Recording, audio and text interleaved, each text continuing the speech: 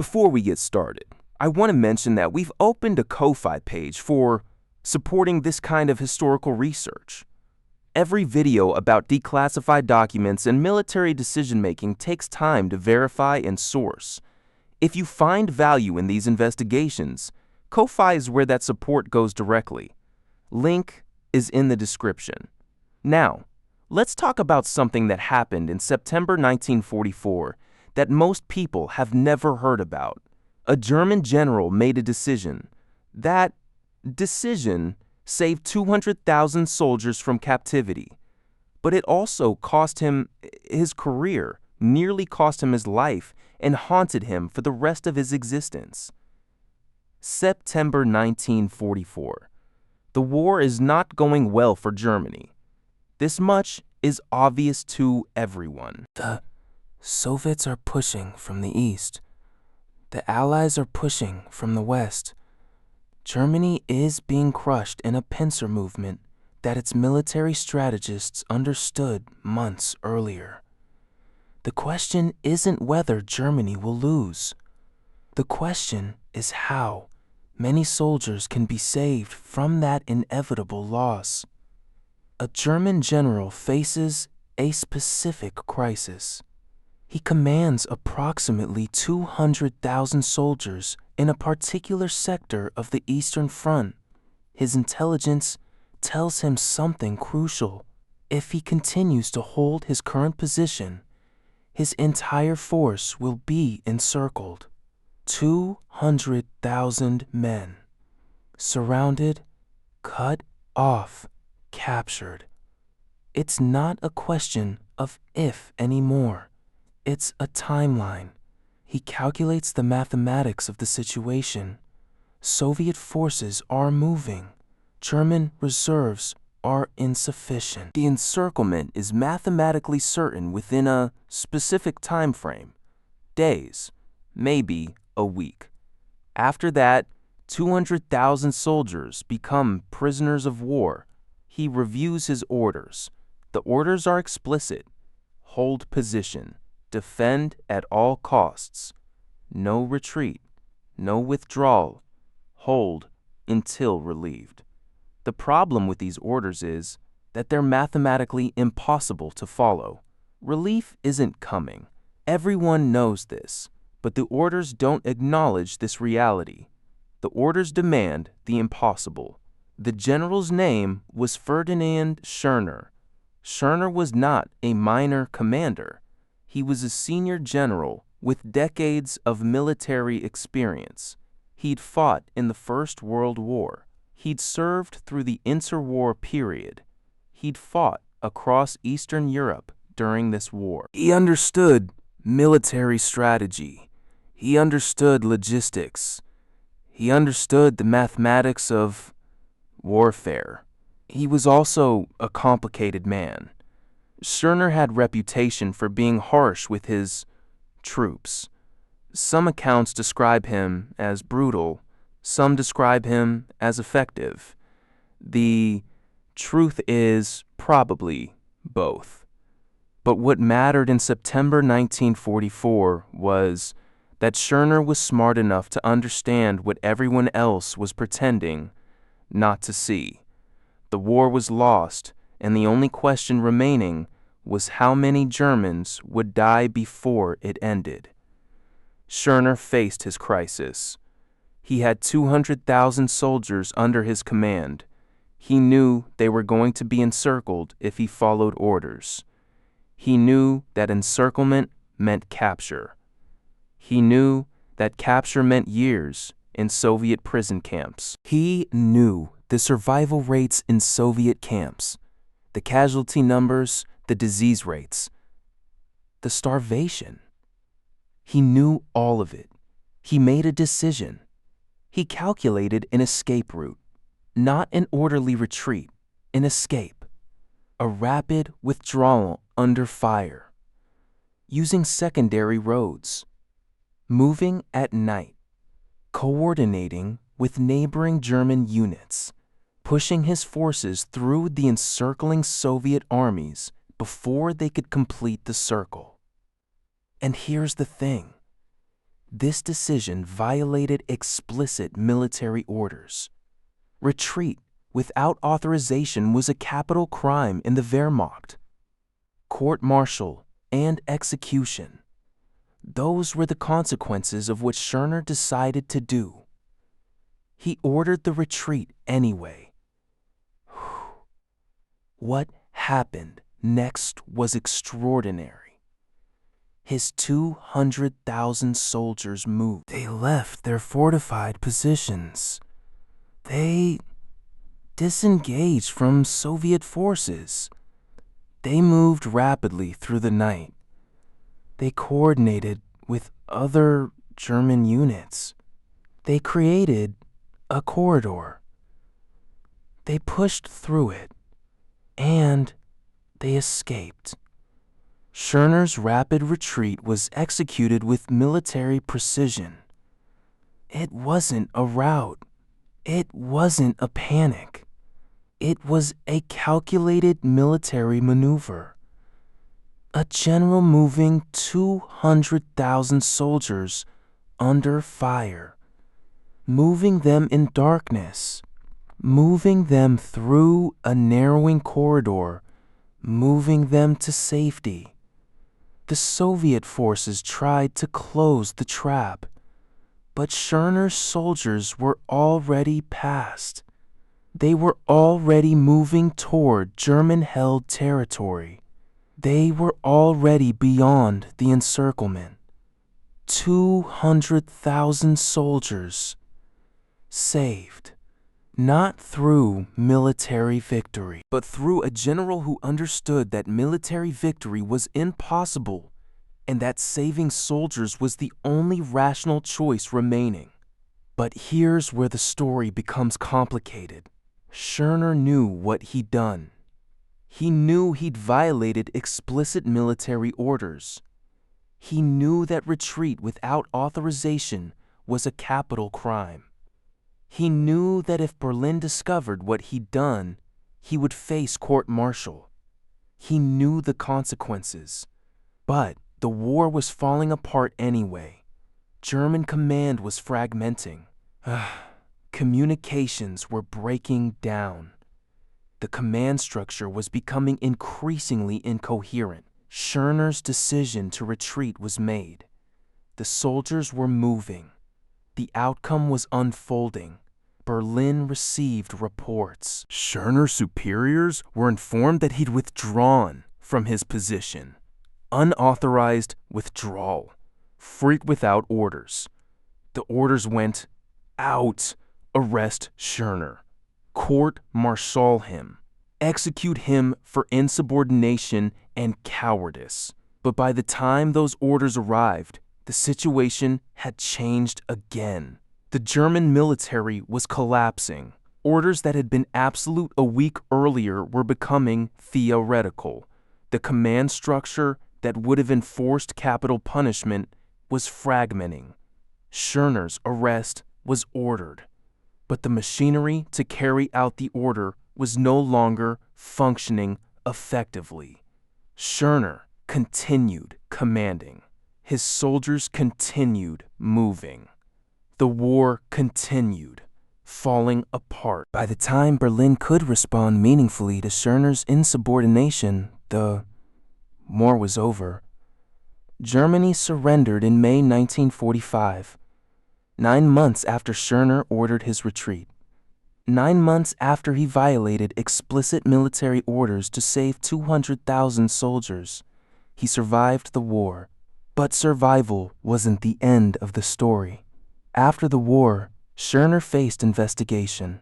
Allied forces captured him. They questioned him. They wanted to understand what had happened. They wanted to know why he'd retreated. He explained his reasoning. He showed them the mathematics. He demonstrated what would have happened if he'd followed orders. Encirclement, capture, 200,000 soldiers lost to captivity. But here's the thing. Schörner's explanation faced skepticism. The Allies had, captured Nazi Germany.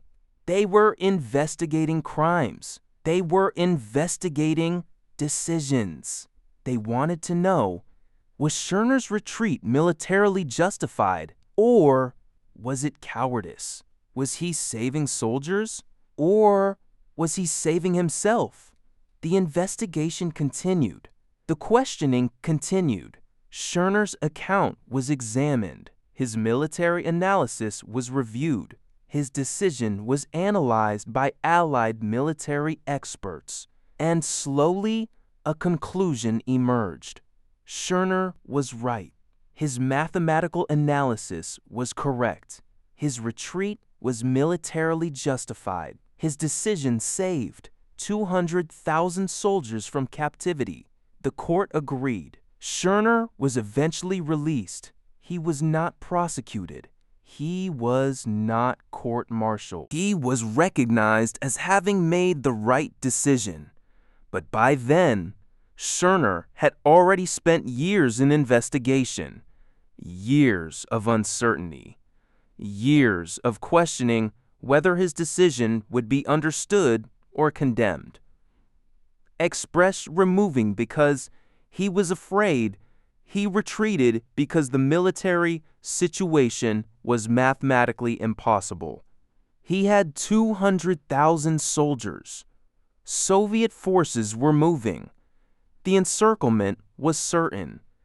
The timeline was fixed. He calculated, if he retreated now, he could save most of his soldiers. If he waited, he would lose all of them. The mathematics were simple. The decision was rational. But the cost was breaking military law. That's the thing about Schörner's decision that makes it so interesting. He wasn't heroic in the traditional sense. He wasn't charging enemy positions. He wasn't dying for his country. He was withdrawing. He was moving his soldiers to safety. He was breaking laws to follow logic, and yet his decision saved 200,000 lives. Think about that number for a moment. 200,000. Not estimates, not possibilities. Actual soldiers. Actual men. Who would have been captured if Schörner had followed orders? Who would have spent years in Soviet prisoner of war camps if Schörner had retreated a week later? 200,000. The moral complexity of Schörner's decision. Here's what makes Schörner's story complicated. He's not a simple hero. The historical record shows that Schörner was a harsh commander. Some accounts describe him as brutal toward his own soldiers. Some suggest he was callous about casualties. The historical judgment on Schörner is mixed at best. But in September 1944, Schörner made a decision that saved 200,000 soldiers from captivity. That's documented. That's verified. That's what the military records show. So we face a question. How do we judge a man who was arguably a difficult commander, but who made one decision that saved 250,000 lives? Was his brutality towards soldiers balanced by his willingness to save them from capture? Or are these separate judgments that can't be reconciled? The historical record suggests that Schörner himself was uncertain about his own decision. In post-war interviews, he defended his retreat. He explained his reasoning. But there's a sense in those interviews that he was still wrestling with the choice, still questioning whether he'd made the right call, still uncertain whether breaking military law was justified by the outcome. That uncertainty is actually what makes the story human. Schörner wasn't absolutely confident. He wasn't free from doubt. He made a decision under impossible circumstances, and he spent the rest of his life wondering whether it was the right one. Compare this to another video we made about military decision-making. In our video about the German generals who predicted they would lose the war, We saw military experts whose analysis was ignored. They calculated, they provided data, they were dismissed. Their knowledge didn't matter. Schörner faced a similar situation. He had knowledge, he had mathematical analysis. He had proof that following orders would be catastrophic. But unlike the generals whose analysis was ignored, Schörner acted on his knowledge. He made the decision himself. He didn't wait for authorization. He didn't ask for permission. That's a different kind of leadership. It's not the leadership of expert analysis. It's the leadership of individual action. It's the leadership of someone willing to break rules because the rules are wrong. The larger pattern of military disobedience. Schörner's retreat wasn't unique in German military history during this period. As the war fell apart in 1944 and 1945, German commanders increasingly faced choices between following orders and following logic. Some obeyed orders. Some, like Schörner, decided that orders were less important than the lives of their soldiers. The Soviet front was particularly brutal. Soviet forces were enormous. German forces were inadequate. The mathematics of the situation meant that defensive positions couldn't be held indefinitely. Eventually, every German commander faced Schörner's choice: follow orders and lose soldiers to encirclement and capture, or retreat and violate military law. The German officers who made the decision to retreat may happily outer and ganz squor. That because sword my royals. The cowards were your various, right? Recognized as having made the had tidy tokich wear one escorts. Soldiers. The squor krogas. Regenbing Dean made that stereotype already lily. The tight Schörner's to at a what autist work were catatowing. But the whole throw trained tend the precision to the tide of soldiers' salactics, tiding in awaken. Schörner faced a choice: obey the institution or follow the logic of the situation. He chose logic. He violated orders. He saved 200,000 soldiers. This raises a question that's relevant beyond just military history. When institutions issue orders that don't account for actual circumstances, what responsibility do leaders have to follow those orders? Schörner believed his responsibility to his soldiers was greater than his responsibility to follow orders that would lead to their capture. Whether you agree with Schörner or not, his decision reveals something important about how institutions can become disconnected from reality. Berlin was issuing orders without adequate understanding of the military situation. Schörner, on the ground, could see the mathematics. He acted accordingly. The post-war judgment on Schörner's decision. It's worth noting that Schörner was eventually exonerated. The Allied investigation concluded that his retreat was militarily justified. His decision saved soldiers from capture. The mathematics of the situation supported his actions. A quote, but exoneration came years later. Years of investigation, years of questioning, years of uncertainty. One of the remarkable things about Schörner's story is that it took the war ending for his decision to be vindicated. While the war was happening, his retreat was insubordination. It was a violation of military law. Only after the war, when military analysts could examine the situation with clarity, could they confirm that Schörner's decision was correct. That gap between the decision and vindication, that's the human cost of what Schörner did. He made a decision he believed was right. He violated military law to make it. And he spent years uncertain whether that decision would be understood or condemned. If you want to explore more about German Mylid decision-making during the war's collapse, we made a video about the Nazi general who refused Hitler's order to destroy Germany. Albert Speer, Hitler's Minister of Armaments, actively sabotaged orders to destroy German infrastructure. Like Schörner, Speer made an unauthorized decision that saved resources and potentially lives. We also made a video about the bomb that almost killed Hitler. That was an even more dramatic example of German officers deciding that following orders mattered, less than the larger moral situation. These videos are all in our playlist about German military decision-making during WW2.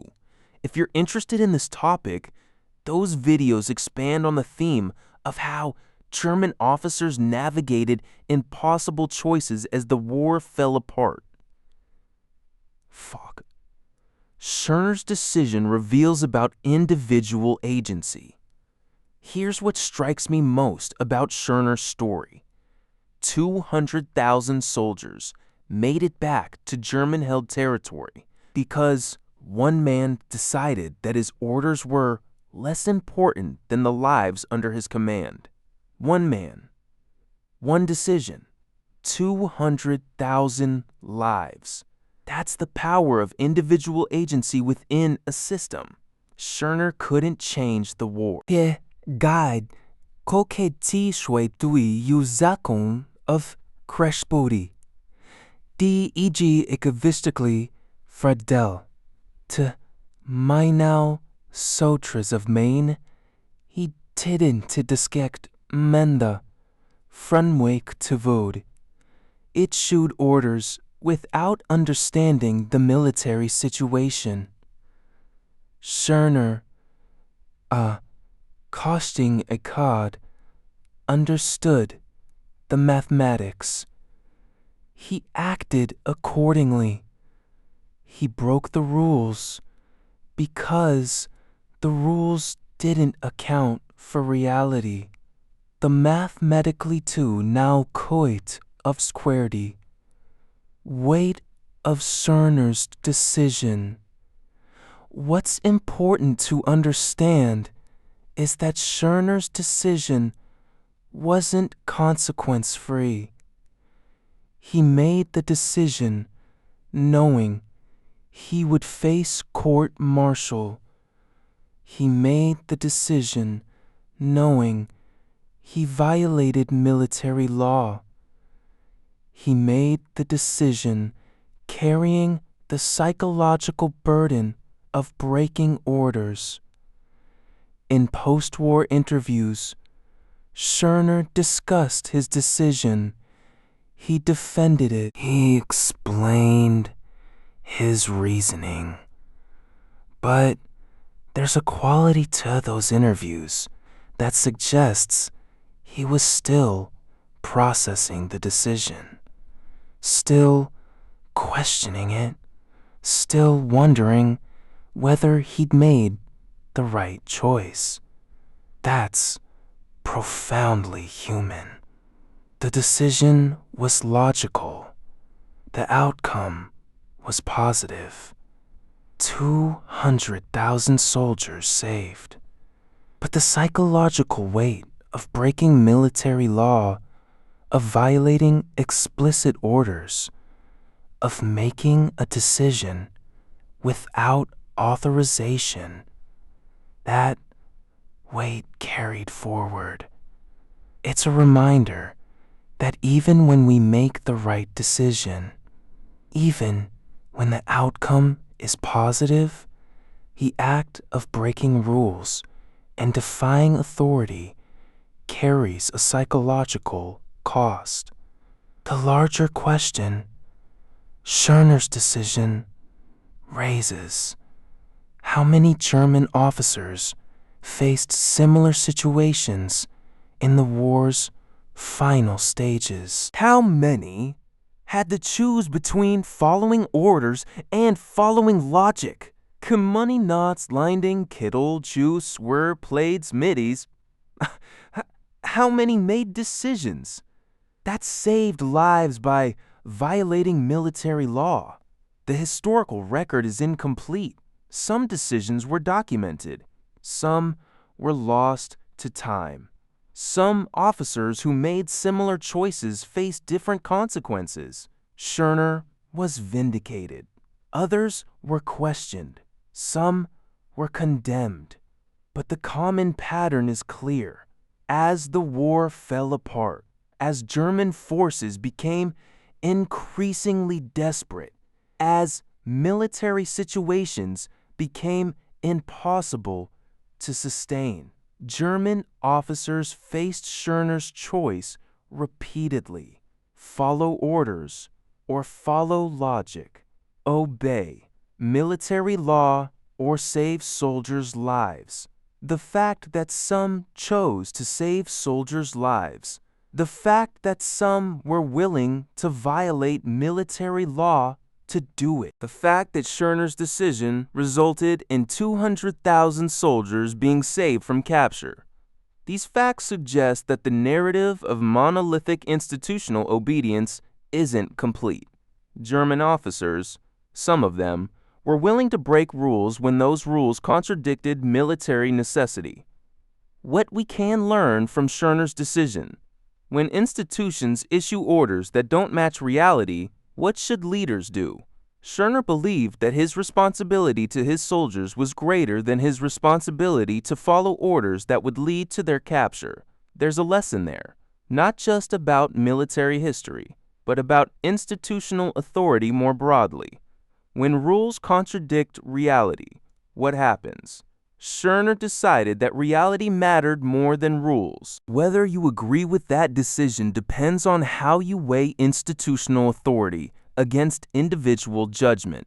But what's undeniable is this: Schörner made a decision, violated military law to implement it, and saved 200,000 soldiers from captivity. The historical judgment vindicated his choice. 200,000 soldiers survived because Schörner decided that orders mattered less than lives. The uncertainty that followed. One more thing worth noting. Schörner lived with uncertainty about his decision. He was investigated. He was questioned. He was eventually exonerated. But those years of investigation, those years of questioning, those years of uncertainty, they were part of the cost of his decision. He made what turned out to be the right choice. But he didn't know that when he made it. He made the decision based on his analysis of the military situation. He made it knowing he would face consequences. And then he lived through years of legal uncertainty before his decision was vindicated. That's a particular kind of courage. Not the courage of charging into battle, but the courage of making a difficult decision, accepting the consequences, and living with the uncertainty until history provided judgment. Before we close, if you found this investigation into military decision-making and institutional authority valuable, remember that Ko-Fi is where you can support continuing this kind of research. Every declassified document we locate, every military archive we investigate, every historical record we verify, it all takes time and resources. Ko-Fi is in the description. That's where your support goes directly to making these videos happen. Thank you for watching. Thank you for caring enough to understand history with nuance and complexity. Thank you for engaging with stories that don't have simple answers. This video is dedicated to Dawn Cat Love. Your support made this investigation possible. The story of Ferdinand Schörner, the German general who ordered a retreat that saved 200,000 soldiers, is a story about individual decision-making within institutional constraints. It's a story about breaking rules to follow logic. It's a story about a man who faced an impossible choice and made the decision he believed was right. Whether he was right is something you can decide for yourself. But what's undeniable is this.